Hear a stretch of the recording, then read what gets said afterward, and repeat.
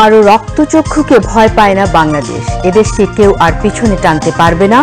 অপ্রতিরোধ্য গতিতে এগিয়ে যাবে। পিজিআর এর প্রতিষ্ঠা বার্ষিকী অনুষ্ঠানে প্রধানমন্ত্রী শেখ হাসিনা। আদালতের রায়ের বিরুদ্ধে শিক্ষার্থীদের কোটা বিরোধী আন্দোলনের কোনো যৌক্তিকতা নেই বললেন প্রধানমন্ত্রী।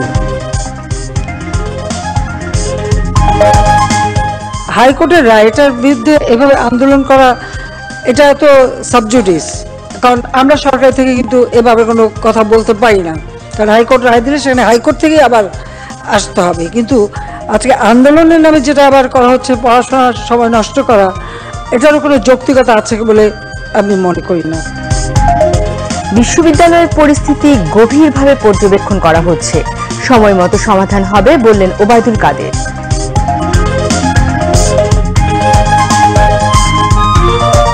বন্যা মোকাবেলায় পর্যাপ্ত ত্রাণ মজুদ রয়েছে। ত্রাণ না পাওয়ার অভিযোগ সত্য নয়। ব্রিফিংয়ে দুর্যোগ ব্যবস্থাপনা ও ত্রাণ প্রতিমন্ত্রী। আসসালামু আলাইকুম। দুপুর 2টার সংবাদে আমন্ত্রণ জানাচ্ছি আমি ফারজানা রফিক বাবলি। এতক্ষণ শুনছিলেন শিরোনাম, এবারে জানাবো বিস্তারিত সংবাদ।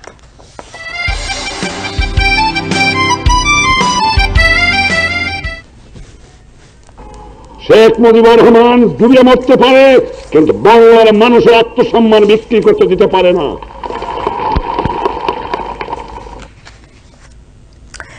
প্রধানমন্ত্রী শেখ হাসিনা বলেছেন, কারো রক্তচক্ষুকে ভয় করে না বাংলাদেশ।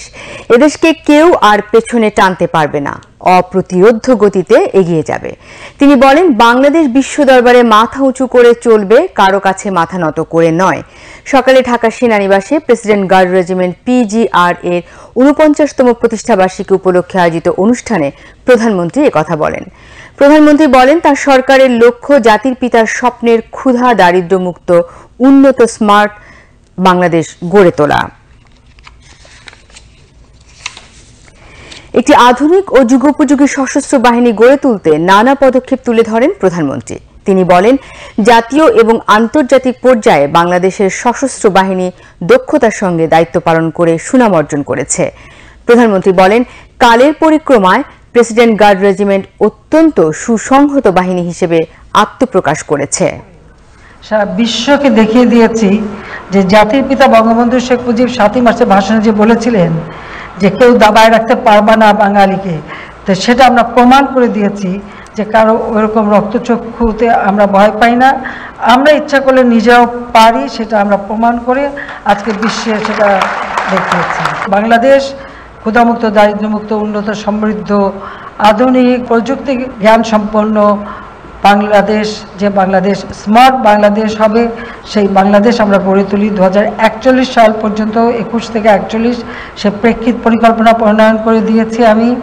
আমাদের বদ্বীপ জলবায়ুর অভিঘাত থেকে এই অঞ্চলটা যাতে রক্ষা পায়, তার জন্য আমরা ডেল্টা প্ল্যান 2100 প্রণয়ন করে নেদারল্যান্ডের সাথে চুক্তি করে আমরা তাও বাস্তবায়ন শুরু করেছি। আর জাতিসংঘ ঘোষিত SDG সাস্টেইনেবল ডেভেলপমেন্ট গোল, সেটাও অর্জন করার পথে আমরা এগিয়ে যাচ্ছি। ইনশাল্লাহ বাংলাদেশ বিশ্ব দরবারে মাথা উঁচু করে চলবে, কারো কাছে মাথা নত করে নয়, এবং বাংলাদেশকে আমরা এগিয়ে নিয়ে যাব অভিষ্ট লক্ষ্যে। উদযাপন অনুষ্ঠানে স্বাগত বক্তব্য রাখেন PGR commander brigadier general Mohammad Khalid Kamal.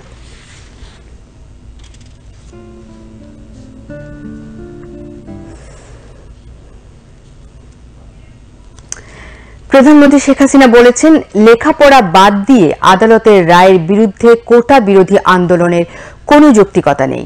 সকালে গণভবনে বাংলাদেশ যুব মহিলা লীগের প্রতিষ্ঠা বার্ষিকী উপলক্ষে সংগঠনের কেন্দ্রীয় নেতৃবৃন্দ তার সঙ্গে সাক্ষাৎ করতে এলে প্রধানমন্ত্রী কথা বলেন। প্রধানমন্ত্রী বলেন, সমাজের কোনো মানুষ যেন বঞ্চিত না হয়, সেজন্যই সর্বজনীন পেনশন ব্যবস্থা চালু করেছে তার সরকার। রাজনীতিবিদদের সর্বজনীন পেনশনে যুক্ত হওয়ার আহ্বান জানান তিনি। বিস্তারিত আতাউর রহমানের রিপোর্টে, ক্যামেরায় ছিলেন রুবাইয়াত হাসান। বাংলাদেশ যুব মহিলা লীগের প্রতিষ্ঠা বার্ষিকী উপলক্ষে সংগঠনের কেন্দ্রীয় কমিটির নেতৃবৃন্দের সঙ্গে প্রধানমন্ত্রীর শুভেচ্ছা বিনিময়। গণভবনে অনুষ্ঠানের শুরুতেই আওয়ামী লীগ সভাপতি বঙ্গবন্ধু কন্যা শেখ হাসিনাকে ফুল দিয়ে অভিনন্দন জানান সংগঠনের নেতৃবৃন্দ। বক্তব্যের শুরুতে যুব মহিলা লীগের প্রশংসা মানুষের অধিকার আদায়ে সবসময় অগ্রণী ভূমিকা সংগঠনটির। প্রধানমন্ত্রী বলেন, সমাজের প্রতিটি ক্ষেত্রে নারীদের অবস্থান নিশ্চিত করেছে বর্তমান আওয়ামী লীগ সরকার, অথচ বিএনপি নারীদের উপর চালিয়েছিল অকথ্য নির্যাতন।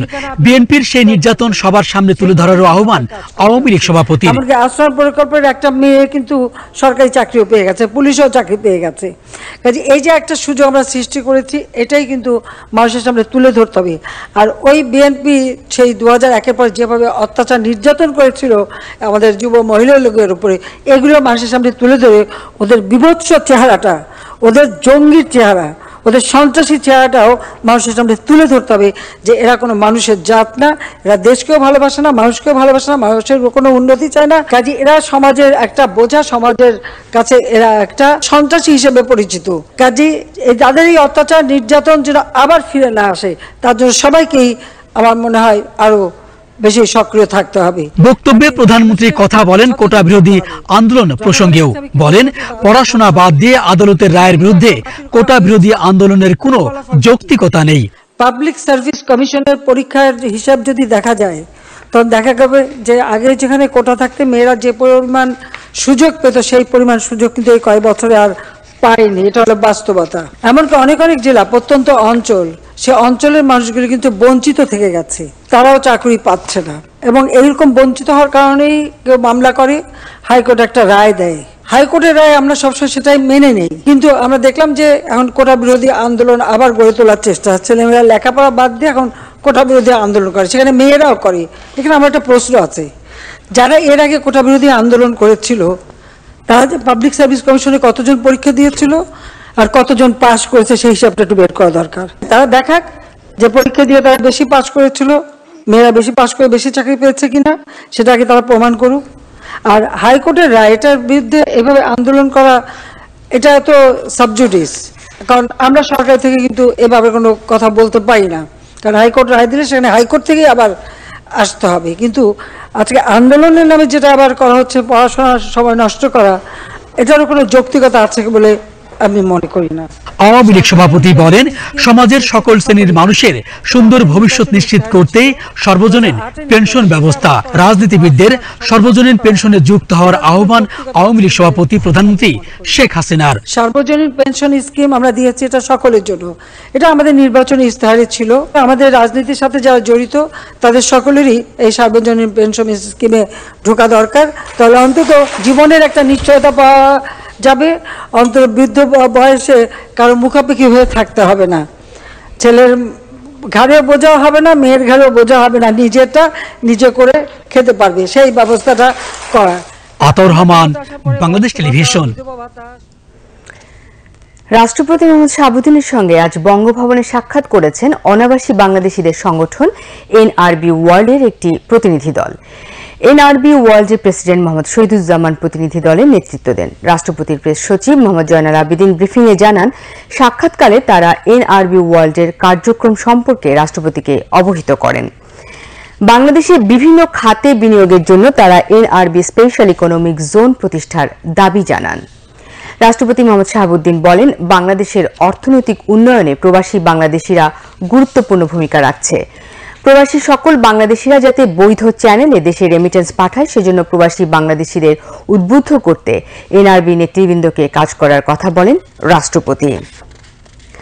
বাংলাদেশে বিদ্যমান বিনিয়োগ বান্ধব পরিবেশের উল্লেখ করে রাষ্ট্রপতি মোহাম্মদ শাহাবুদ্দিন দেশের সম্ভাবনাময় খাতে নিজেদের বিনিয়োগের পাশাপাশি বিদেশি বিনিয়োগকারীদের বিনিয়োগে উৎসাহিত করতে এনআরবি নেতৃবৃন্দের প্রতি আহ্বান জানান।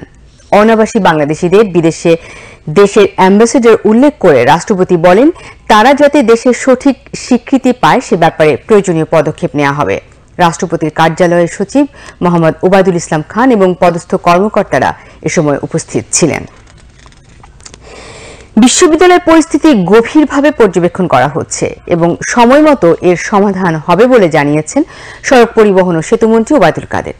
তিনি বলেন, কোটার বিষয়টি আদালতের। আজ সচিবালয়ে সড়ক ও মহাসড়ক বিভাগে বার্ষিক কর্মসম্পাদন চুক্তি ও শুদ্ধাচার প্রদান অনুষ্ঠানে ওবায়দুল কাদের একথা জানান। এ সময় মেগা প্রকল্পের দুর্নীতি নিয়ে বিরোধীদের দাবিকে প্রত্যাখ্যান করে সেতুমন্ত্রী বলেন, আওয়ামী লীগ সরকার মেগা প্রকল্পে মেগা দুর্নীতি নয়, মেগা সাশ্রয় করে। আরো জানাচ্ছেন আমজাদ হোসেন। সচিবালয়ে নিজ দপ্তরে এক অনুষ্ঠানে সড়ক পরিবহন সেতুমন্ত্রী ওবায়দুল কাদের বলেছেন, জনগণের স্বার্থকেই সবচেয়ে বেশি প্রাধান্য দিয়ে প্রকল্প বাস্তবায়ন করতে হবে। বাংলাদেশে যেন কোনো অবস্থাতেই শ্রীলঙ্কার ভুলের পুনরাবৃত্তি না ঘটে সেদিকে খেয়াল রাখতে হবে।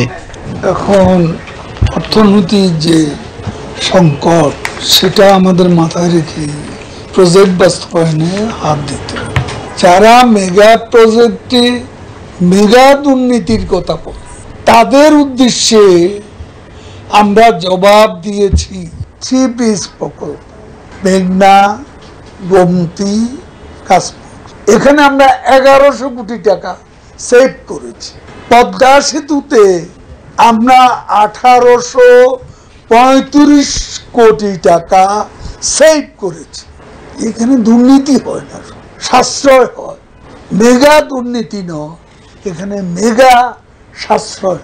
বিশ্ববিদ্যালয়ে চলমান আন্দোলন প্রসঙ্গে সেতুমন্ত্রী বলেন, বিশ্ববিদ্যালয় পরিস্থিতি সরকার গভীরভাবে পর্যবেক্ষণ করছে। তাদের সাথে আমাদের যোগাযোগ আছে। বসাবসিটা কখন হবে সেটা আমি এই মুহূর্তে বলতে পারছি না, তবে সময় মতো সমাধান। শিক্ষার্থীরা যে বিষয় আন্দোলন করছে এই সিদ্ধান্ত তো সরকারেরই ছিল, আমরা তো এই সিদ্ধান্ত দিয়েছে আদালত। এখন আদালতের ব্যাপারটা যখন চলমান, এটা অ্যাপিল বিভাগে আছে। এখন আমি তো সাব জুডিস বিষয় নিয়ে আমার কথা বলা উচিত নয়। তারপরে আমরা আমাদের দেশের ব্যাপার, শিক্ষা প্রতিষ্ঠান, আমরা পরিস্থিতি পর্যবেক্ষণ করছি। আন্দোলনে ব্যর্থ বিএনপিও সমমনা কয়েকটি দল নিজেরা পারে না, আজকে তারা পরজীবী আন্দোলন করছে। কোটার উপর ভর করেছে, পেনশনের উপর ভর করেছে। এর আগে সড়ক পরিবহন ও মহাসড়ক বিভাগের আওতাধীন অধিদপ্তর, কর্তৃপক্ষ, সংস্থা ও কোম্পানির সঙ্গে বার্ষিক কর্মসম্পাদন চুক্তি স্বাক্ষর করে সড়ক পরিবহন ও সেতু মন্ত্রণালয়। একই সঙ্গে কর্মক্ষেত্রে দক্ষতার জন্য এই বিভাগের কর্মকর্তা ও কর্মচারীদের মাঝে শুদ্ধাচার পুরস্কার প্রদান করা হয়। আমজাদ হোসেন, বাংলাদেশ টেলিভিশন। পররাষ্ট্রমন্ত্রী ও আওয়ামী লীগের যুগ্ম সাধারণ সম্পাদক ডক্টর হাসান মাহমুদ বলেছেন, বৈশ্বিক জলবায়ু পরিবর্তনের ঝুঁকি মোকাবেলায় প্রধানমন্ত্রী শেখ হাসিনার ভূমিকা বিশ্বে বাংলাদেশকে অন্যতম নেতৃত্বের আসনে আসীন করেছে। আজ রাজধানীর মিরপুরে ন্যাশনাল ডিফেন্স কলেজ মিলনায়তনে আন্তর্জাতিক পরিমণ্ডলে জলবায়ু আলোচনায় বাংলাদেশের ভূমিকা শীর্ষক আলোচনায় তিনি একথা বলেন। পররাষ্ট্রমন্ত্রী বলেন, 2020 থেকে 2022 সাল পর্যন্ত ক্লাইমেট ভালনারেবল ফোরাম CVF এর প্রেসিডেন্ট হিসেবে বাংলাদেশের ভূমিকা বিশ্বব্যাপী প্রশংসিত হয়েছে। বঙ্গবন্ধু কন্যার নির্দেশে প্রণীত মুজিব জলবায়ু সমৃদ্ধি পরিকল্পনা বিশ্বের অনেক দেশের জন্য উদাহরণ। Temperature is increased by 1.35%. Whether he is from Bangladesh, whether he is from India, whether he is from Pakistan or our subcontinent, or whether he is from America or Europe, every person is a factor, because globe is one. Globe is one, and this is the only lifeboat for human in the big universe. It is beyond our imagination how big is the universe. Session শেষে civil ও সেনা কর্মকর্তাদের বিভিন্ন প্রশ্নের জবাব দেন doctor Hasan Mahmud. Bangladesh সহ 18টি দেশের কর্মকর্তাবৃন্দ সেশনে উপস্থিত ছিলেন। এ সময় এনডিসির পরিদর্শন বইতে স্বাক্ষর করেন পররাষ্ট্রমন্ত্রী। দেশের বিভিন্ন জেলায় বন্যা পরিস্থিতির অবনতি হয়েছে, পানিবন্দী হয়েছে লাখো মানুষ। বসতবাড়ি, রাস্তাঘাট ও ফসলি জমিতে পানি ওঠায় নষ্ট হচ্ছে কৃষকের ফসল। তবে কোথাও কোথাও পানি কমতে থাকায় আশ্রয় কেন্দ্র থেকে বাড়ি ফিরছে মানুষ। সরকারিভাবে বন্যার্তদের পর্যাপ্ত খাদ্য সামগ্রী দেওয়া হচ্ছে। প্রশাসনের নেতৃত্বে চলছে সহায়তার কাজ। জেলা সংবাদ প্রতিনিধিদের তথ্য ও ভিডিও চিত্রে ডেস্ক রিপোর্ট। কুড়িগ্রামের ব্রহ্মপুত্র, দুধকুমার এবং ধরলা নদীর পানি বিপদসীমার উপর দিয়ে প্রবাহিত হচ্ছে। 9 উপজেলার প্রায় 60 ইউনিয়নের 2 লাখ মানুষ পানিবন্দী। প্লাবিত নতুন নতুন এলাকা, সড়ক তলিয়ে যাওয়ায় যাতায়াত সমস্যায় পড়েছে বন্যার্তরা। টাঙ্গাইলে পানির তীব্র স্রোতে ভেঙে যাচ্ছে নদীর তীরবর্তী এলাকার গ্রামীণ কাঁচা পাকা সড়ক। এইসব সড়ক ভেঙে নদীর পানি তীব্র গতিতে প্রবেশ করছে লোকালয়ে। প্লাবিত বাড়িঘর, হাটবাজার, ফসলি জমিসহ বিস্তীর্ণ জনপদ। টাঙ্গাইল পানি উন্নয়ন বোর্ডের তথ্য, ঝিনাই নদীর পানি বিপদসীমার 100 সেন্টিমিটার, ব্রহ্মপুত্র যমুনা নদীর পানি বিপদসীমার 36 সেন্টিমিটার এবং ধলেশ্বরী নদীর পানি 19 সেন্টিমিটার উপর দিয়ে প্রবাহিত হচ্ছে। বগুড়ার সারিয়াকান্দি পয়েন্টে যমুনার পানি বেড়ে বিপদসীমার 63 সেন্টিমিটার উপর দিয়ে প্রবাহিত হচ্ছে। প্লাবিত চরাঞ্চল ও নিচু এলাকা দুর্গতদের মাঝে প্রধানমন্ত্রী তাৎক্ষণিক সহায়তা হিসেবে শুকনো খাবার এবং নগদ টাকা বিতরণ করা হয়েছে। স্থানীয় সংসদ সদস্য দুর্গত এলাকা ঘুরে দেখেন। সহায়তার এই অর্থ এবং খাবার দুর্গতদের মাঝে তুলে দেন স্থানীয় সংসদ সদস্য। জামালপুরে যমুনা নদীর পানি বাড়লেও বাহাদুরাবাদ ঘাট পয়েন্টে এখনও পানি বিপদসীমার উপর দিয়ে প্রবাহিত হচ্ছে। ধর্ম বিষয়ক মন্ত্রী ফরিদুল হক খান ইসলামপুর উপজেলা বন্যা কবলিত এলাকা ঘুরে দেখেন এবং পাথরশী ইউনিয়ন প্রাঙ্গণে 400 পরিবারের মাঝে 10 কেজি করে চাউল বিতরণ করেন। এছাড়া কুলকান্দি ইউনিয়নের প্রায় 3500 মানুষের মাঝে ইউনিসেফ এবং জনস্বাস্থ্য প্রকৌশল অধিদপ্তরের পক্ষ থেকে ত্রাণ বিতরণ করা হয়। নেত্রকোনায় বৃষ্টিপাত এবং পাহাড়ি ঢলের প্রকোপ কমে যাওয়ায় নদ নদীর পানি কমেছে। বসতভিটা এবং সড়ক থেকেও নেমে যাচ্ছে পানি। এতে দুর্ভোগ কিছুটা হলেও কমেছে, মানুষের ফিরছে স্বাভাবিক অবস্থা। অতিরিক্ত বৃষ্টিপাত এবং উজান থেকে নেমে আসা পাহাড়ি ঢলের কারণে শরীয়তপুরের পদ্মা মেঘনা কীর্তিনাশা নদীর পানি বেড়েছে। 24 ঘন্টায় পদ্মার পানি জেলার নড়িয়া উপজেলার সুরেশ্বর পয়েন্টে স্থানীয় পানি উন্নয়ন বোর্ডের তথ্য 24 ঘন্টায় পানি বেড়েছে 8 সেন্টিমিটার। এদিকে পানি বেড়ে যাওয়ায় স্রোতের তীব্রতার কারণে ভাঙন দেখা দিয়েছে পদ্মার। মৌলভীবাজারে বন্যা পরিস্থিতির উন্নতি হচ্ছে, তবে সবকটি নদ নদীর পানি কমলেও হাকালুকি হাওর এবং কুশিয়ারা নদীর পানি কমছে ধীর গতিতে, যে কারণে জুড়ি, বড়রেখা, কুলাউড়া, রাজনগর এবং সদর উপজেলার নিম্নাঞ্চলে দেখা দিয়েছে জলাবদ্ধতা। সিলেটের বন্যা পরিস্থিতির উন্নতি হয়েছে। সুরমা ও কুশিয়ারা নদীর পানি প্রতিটি পয়েন্টেই কমেছে, তবে এখনও এই দুইটি নদীর পানি 4টি পয়েন্টে বিপদসীমার উপরেই রয়েছে। পানি নেমে যাওয়ায় আশ্রয় কেন্দ্র থেকে বাড়ি ফিরছে মানুষ। সুনামগঞ্জ জেলার সার্বিক বন্যা পরিস্থিতির আরও উন্নতি হয়েছে। জেলার সব নদীর পানি বিপদসীমার নিচ দিয়ে প্রবাহিত হচ্ছে, তবে পানি ধীর গতিতে নামায় হাওর অঞ্চলের বিস্তীর্ণ এলাকা এখনও জলমগ্ন রয়েছে। আশ্রয়কেন্দ্র থেকে লোকজন বাড়ি ফিরছে। গাইবান্ধায় ব্রহ্মপুত্র, তিস্তা, করতোয়া, ঘাঘট সহ সব নদ নদীর পানি কমতে শুরু করেছে। পানি উন্নয়ন বোর্ডের তথ্য, 24 ঘন্টায় 10 সেন্টিমিটার হ্রাস পেয়েছে ব্রহ্মপুত্র নদের পানি। এদিকে তিস্তা এবং করতোয়া নদীর পানি বিপদসীমার নিচ দিয়েই প্রবাহিত হচ্ছে। ফেনীর ফুলগাজী এবং পরশুরামের বন্যায় ক্ষতিগ্রস্ত 500 পরিবারের মাঝে দেওয়া হয় ত্রাণ সহায়তা। স্থানীয় সংসদ সদস্য উপস্থিত থেকে ত্রাণ কার্যক্রম পরিচালনা করেন।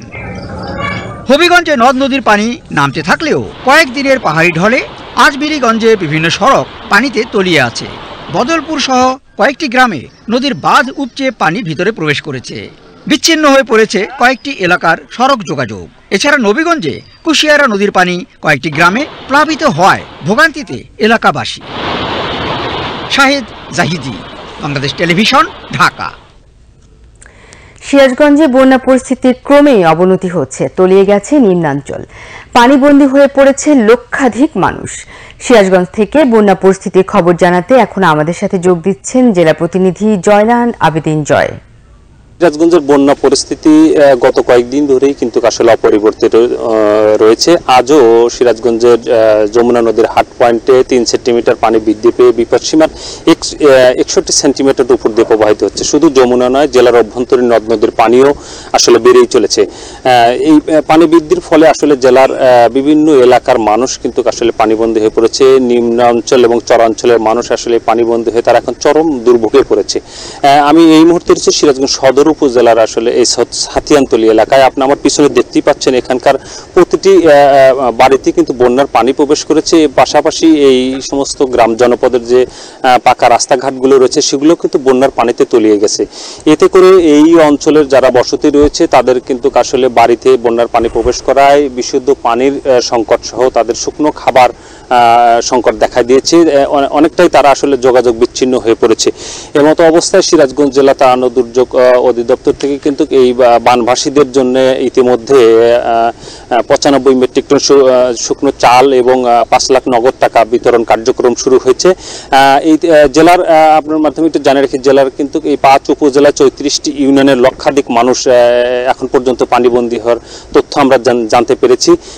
পাশাপাশি এই বন্যার পানি বৃদ্ধির সাথে সাথে জেলার 3টি উপজেলায় আসলে নদী ভাঙন দেখা দিয়েছে।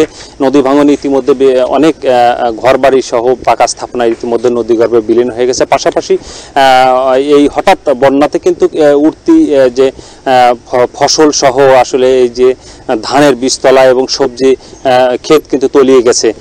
আমরা কিছুক্ষণ আগে জানতে পেরেছি যে এই সিরাজগঞ্জ জেলার বানভাসীদের বিভিন্ন এলাকা পরিদর্শন সহ তাদের মাঝে ত্রাণ সহায়তা বিতরণের জন্য ত্রাণ ও দুর্যোগ মন্ত্রণালয়ের প্রতিমন্ত্রী মহোদয় এখানে আসবেন। তিনি এদের মাঝে ত্রাণ বিতরণ কার্যক্রম করবেন। তো জেলা ত্রাণ ও দুর্যোগ কর্মকর্তার সাথে আমি কিছু সময় আগে কথা বলেছি। তিনি আমাদের যেটি জানিয়েছেন যে আসলে এই জেলার বানভাসীদের জন্য পর্যাপ্ত পরিমাণ ত্রাণ সহায়তা সহ তাদের সহায়তা সব ধরনের প্রস্তুতি নিয়ে রাখা হয়েছে। এর বাইরে পানি উন্নয়ন বোর্ড যেটি জানিয়েছে যে আজ দুপুর থেকে বন্যা পরিস্থিতির অনেকটা উন্নতি হওয়ার সম্ভাবনা রয়েছে। তো এই ছিল আমার কাছ থেকে সিরাজগঞ্জের বন্যা পরিস্থিতির সর্বশেষ তথ্য। 2024 সাল নাগাদ 10 মিলিয়ন পর্যটক আগমনের মাধ্যমে 8 বিলিয়ন মার্কিন ডলার আয়ের লক্ষ্য নিয়ে প্রণয়ন করা হচ্ছে পর্যটন মহাপরিকল্পনা। দেশের পর্যটন শিল্পের উন্নয়নে আগামী 25 বছরে সুনির্দিষ্ট রোডম্যাপ নির্দেশ করে গড়ে তোলা মহাপরিকল্পনায় সর্বাধিক গুরুত্ব পাচ্ছে ইকো ট্যুরিজম। দেশের ইকো ট্যুরিজমের সম্ভাবনা নিয়ে এবারে দেখুন শফিউল্লাহ সুমনের একটি রিপোর্ট। প্রকৃতি, পরিবেশ ও জীববৈচিত্র্যের কোনো প্রকার ক্ষতি না করে প্রকৃতির অপার সৌন্দর্য উপলব্ধি ও উপভোগী ইকো ট্যুরিজম। ইকো ট্যুরিজম পর্যটনের এমন একটি উন্নয়ন ধারণা যা পরিবেশ সুরক্ষা ও সংরক্ষণ, পরিবেশগত ঐতিহ্য ও সংস্কৃতি এবং স্থানীয়দের সামাজিক ও অর্থনৈতিক বিকাশের নিশ্চয়তা প্রদান করে। প্রাকৃতিক সৌন্দর্যে ভরপুর বাংলাদেশকে বলা যায় ইকো ট্যুরিজমের স্বর্গরাজ্য, আর তাই পর্যটন মহাপরিকল্পনাতেও সর্বাধিক গুরুত্ব দেওয়া হয়েছে ইকো ট্যুরিজমকে। ট্যুরিজমকে সাস্টেইন করতে হলে আপনি ইকো ট্যুরিজমকে নজর দিতেই হবে। তেমন জীববৈচিত্র্য এবং আর্থসামাজিক এবং কমিউনিটিকে যদি আপনি ট্যুরিজম সম্পৃক্ত না করতে পারেন, এই ট্যুরিজম সাস্টেইন করবে না। সুন্দরবন যদি আমি ইকো ট্যুরিজমে নজর না দিই, আমরা রুরাল ট্যুরিজম যদি আমরা সারা বাংলাদেশের নজর না দিই, ট্যুরিজম নষ্ট হয়ে যাবে। আমরা সেই কারণে চাচ্ছি যে সরকার এই মহাপরিকল্পনায় বিশেষ করে এমফাসাইজ করা উচিত বাংলাদেশ ট্যুরিজমটাকে আরও কত বেশি দীর্ঘায়িত করা যায়। সেই জন্য লোকাল কমিউনিটি, জীববৈচিত্র্য, বিশেষ করে ইকো ট্যুরিজমের বেশ নজর দিয়ে এগোতে হবে। জলবায়ু পরিবর্তনের এই সময়ে ইকো ট্যুরিজমের ধারণা দেশে ও আন্তর্জাতিকভাবে গ্রহণযোগ্যতা পেয়েছে। ইকো ট্যুরিজমের বিকাশ জীববৈচিত্র্য রক্ষার পাশাপাশি গ্রামীণ অর্থনীতি শক্তিশালী করতে রাখতে পারে অগ্রণী ভূমিকা। বিশ্বের যে কোনো দেশ থেকে যে টুরিস্ট আসে, তারা কিন্তু ঢাকা শহরে থাকতে চায় না, তারা কোনো সিটিতে থাকতে চায় না, তারা গ্রাম বাংলার ইতিহাস ঐতিহ্য, একটা বাড়িতে কি হচ্ছে, একটা বাজারে কি হচ্ছে, ওখানের ইতিহাস ঐতিহ্য কি আছে, এগুলোই তারা দেখে। এবং এগুলো অলরেডি আমরা অনুধাবন করতে পেরে ইকো ট্যুরিজমকে আমরা ধরে দিচ্ছি যে ইকো ট্যুরিজম মেন, সেদিকে আমরা এখন নজর দিয়েছি। আগামী 10 বছরে আমার মনে হয় বাংলাদেশের জিডিপি 15 থেকে 20% হতে পারে। বাংলাদেশে ইকো ট্যুরিজমের সম্ভাবনাকে কাজে লাগাতে সরকারি বেসরকারি সমন্বিত ও যৌথ পরিকল্পনা গ্রহণ জরুরি বলে মনে করেন পর্যটন শিল্প সংশ্লিষ্টরা। শফিউল্লাহ সুমন, বাংলাদেশ টেলিভিশন, ঢাকা। কৃষি খাতে পোস্ট হারভেস্টিং লস কমিয়ে আনার লক্ষ্যে গবেষণা বৃদ্ধি করতে সংশ্লিষ্টদের প্রতি আহ্বান জানিয়েছেন কৃষিমন্ত্রী ডক্টর মোহাম্মদ আব্দুস শহীদ। তিনি আজ রাজধানীর ওসমানী স্মৃতি মিলনায়তনে কৃষি মন্ত্রণালয় আয়োজিত কৃষি ক্ষেত্রে গুরুত্বপূর্ণ অবদানের জন্য এগ্রিকালচারাল ইম্পর্টেন্ট পারসন AIP সম্মাননা প্রদান অনুষ্ঠানে প্রধান অতিথির বক্তব্যে একথা বলেন। মন্ত্রণালয়ের সচিব ওয়াহিদা আক্তারের সভাপতিত্বে এ সময় প্রবাসী কল্যাণ ও বৈদেশিক কর্মসংস্থান প্রতিমন্ত্রী শফিকুর রহমান চৌধুরী বক্তব্য রাখেন।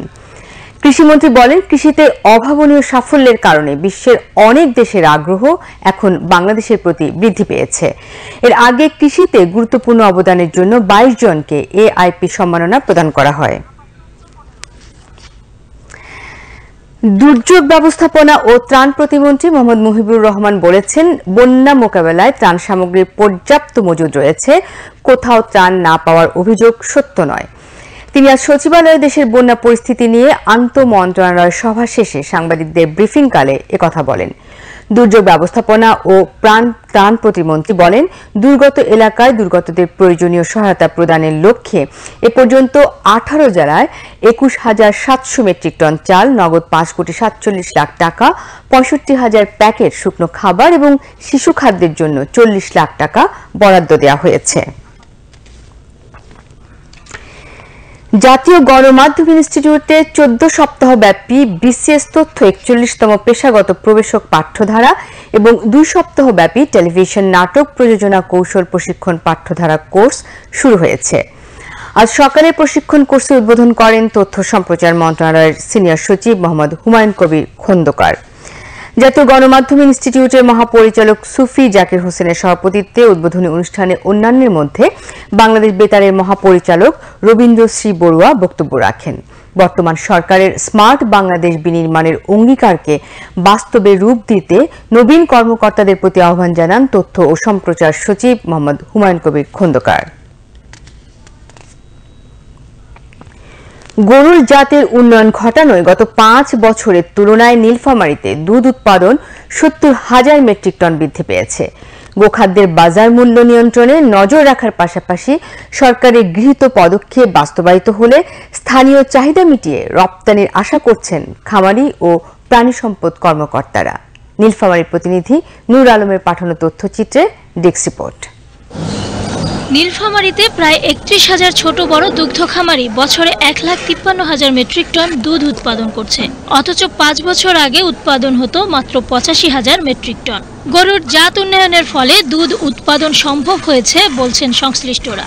একটি দেশি গরু প্রতিদিন গড়ে দুধ দেয় 3 থেকে 5 লিটার, সেখানে একটি উন্নত শঙ্কর জাতের গরু প্রতিদিন দুধ দেয় 17 থেকে 20 লিটার। খামারিরা বলছেন দেশি গরু খায় কম, সে কারণে দুধ উৎপাদনও হয় কম। অন্যদিকে শঙ্কর জাতের গরু খায় বেশি, সে কারণে দুধ উৎপাদনও হয় বেশি। অনেকেই দেশি গরুতে খামার শুরু করে জাত পাল্টে লাভবান হচ্ছেন এখন। দেশি গরুর দুধ ঠিক মতন উৎপাদন হয় না, তারপরে আমি ওই যে ফ্রিজিয়ান অস্ট্রেলিয়া তুলিয়া, তারপরে আবার দুধ বেশি উৎপাদন হয়। বর্তমান দুধ আমার হইতেছে 50 থেকে 60 কেজি 70 কেজি দুধ হইতেছে এখন। বিদেশি গরু তো খরচ বেশি, দুধের প্রোডাকশন বেশি। দিন যদি 500 টাকা খায় তা আমরা 1000 টাকা দুধ পাই। সেই ক্ষেত্রে আমাদের দেশি গরু থেকে বিদেশি গরুতে লাভবান বেশি।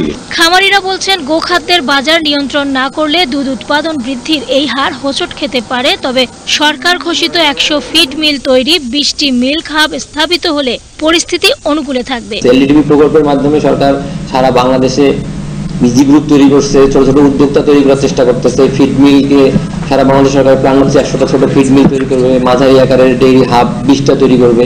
তো সেক্ষেত্রে হয়তো সিনারিওটা পরিবর্তন আরো হতে পারে। আর জেলা প্রাণী সম্পদ কর্মকর্তা বলছেন গরুর জাত উন্নয়ন ও খামারির প্রশিক্ষণ দুধ উৎপাদন বৃদ্ধির অন্যতম কারণ। এই ধারা অব্যাহত থাকলে আগামীতে দুধ রপ্তানির স্বপ্ন দেখা যায়। নীলফামারী জেলায় প্রায় 70,000 মেট্রিক টন দুধ উৎপাদন বেড়েছে। এই ধারা অব্যাহত থাকলে অতি শীঘ্রই আমরা দুধ উৎপাদনে নীলফামারী জেলা আমরা স্বয়ংসম্পূর্ণ হতে পারবো বলে আমরা বিশ্বাস করি। এবং শুধু তাই নয়, আগামী 5 বছরে আমরা আমাদের দেশ থেকে বা নীলফামারী থেকে আমরা দুধ বাইরে রপ্তানির স্বপ্ন দেখতেই পারি। আগামী 5 বছরে জেলার ঘাটতি মিটিয়ে দুধ রপ্তানি সম্ভব বলে মনে করছেন খামারি ও প্রাণী সম্পদ কর্মকর্তারা। সীমা শারমিন, বাংলাদেশ টেলিভিশন। এবার বিশ্বের 38টি দেশে রপ্তানি হচ্ছে বাংলাদেশের সুস্বাদু আম, যেখানে গত বছর আম আমদানিকারক প্রতিষ্ঠানের তালিকায় ছিল 34টি দেশের নাম। কৃষি সম্প্রসারণ অধিদপ্তর বলছে চলতি মৌসুমে ইতোমধ্যেই 600 মেট্রিক টন আম রপ্তানি করেছে বাংলাদেশ। বিস্তারিত ডেস্ক রিপোর্টে। দেশে প্রায় 1,89,850 হেক্টর জমিতে 72 জাতের আম পাওয়া যায়। প্রতি মৌসুমে এই সুস্বাদু ফলের উৎপাদন হয় প্রায় 25 লাখ মেট্রিক টন।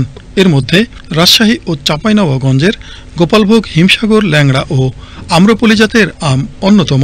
বিগত কয়েক বছর ধরে দেশের রপ্তানি খাতে বৈচিত্র্যময় কৃষি পণ্যের বাজারে যোগ হয়েছে সুস্বাদু আম। তবে আন্তর্জাতিক বাজারের চাহিদামাফিক মানদণ্ড বজায় রাখার চ্যালেঞ্জ মোকাবেলায় রপ্তানিযোগ্য আম উৎপাদনে কাজ করছে কৃষি সম্প্রসারণ অধিদপ্তর। আধুনিক বিশ্ব যে পদ্ধতিতে আম বাগান তৈরি করছে, বাংলাদেশের নওগাঁ সেই রকম বাগান গড়ে উঠছে। নওগাঁ, চাঁপাইনবাবগঞ্জের নাচল, তারপর শিবগঞ্জ, এগুলো কিছু কমার্শিয়াল গার্ডেন তৈরি হচ্ছে। সেই গার্ডেনগুলো আপনার আম্রপালি, বাড়ি 4 যেই গাছগুলো ম্যান হাইট সমান, বৃহৎ আকারে গাছ না, ম্যান হাইট সমান, সেগুলো যত্ন করতে সুবিধা হয়, সেই গাছগুলো আমরা ঘন আকারে বাগান তৈরি করে দিচ্ছি। তাহলে আমের সিজনটাকে একটু লম্বা করার ক্ষেত্রে আমাদের এই সাতক্ষীরা, তারপরে আপনার মেহেরপুর, যশোর জেলাগুলোকে নিয়ে কাজ করছে। এই জেলাগুলো যেন মানসম্মত আম উৎপাদন হতে পারে সেই নিয়ে সরকার কাজ করছে। রপ্তানিযোগ্য আম উৎপাদন প্রকল্প পরিচালক বলছেন, শুরুতে 2017-18 মৌসুমে 232 মেট্রিক টন আম দিয়ে রপ্তানি শুরু করলেও সময়ের ব্যবধানে এই কৃষি পণ্যটির রপ্তানি হার এখন বেড়েছে প্রায় 10 গুণ। গত বছর আমরা 3100 মেট্রিক টন আম 38টা দেশে আমরা রপ্তানি করতে পেরেছি। ইতিমধ্যে 38টা দেশের বাইরে থাকা চীন, জাপান, অস্ট্রেলিয়া আমাদের আমের ব্যাপারে আগ্রহ প্রকাশ করেছেন। বাংলাদেশে আপনার 72টা জাতের আম উৎপাদন হলো, আপনার 8 থেকে 10টা জাতের আম রপ্তানি হয়। তার মধ্যে সবচেয়ে বেশি আম রপ্তানি হয় আম্রপালিটা। গুড এগ্রিকালচারাল প্র্যাকটিস অনুসরণ করে আমটা উৎপাদন করতে হয়।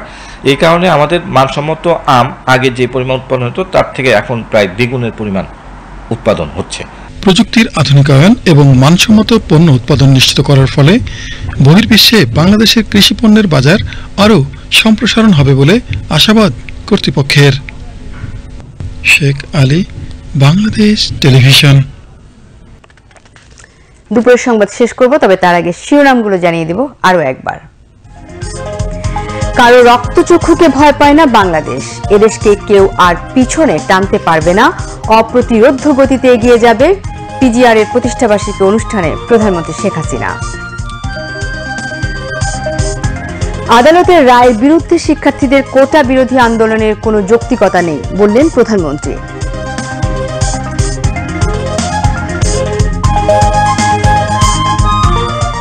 বিশ্ববিদ্যালয়ের পরিস্থিতি গভীরভাবে পর্যবেক্ষণ করা হচ্ছে, সময় মতো সমাধান হবে বললেন ওবায়দুল কাদের।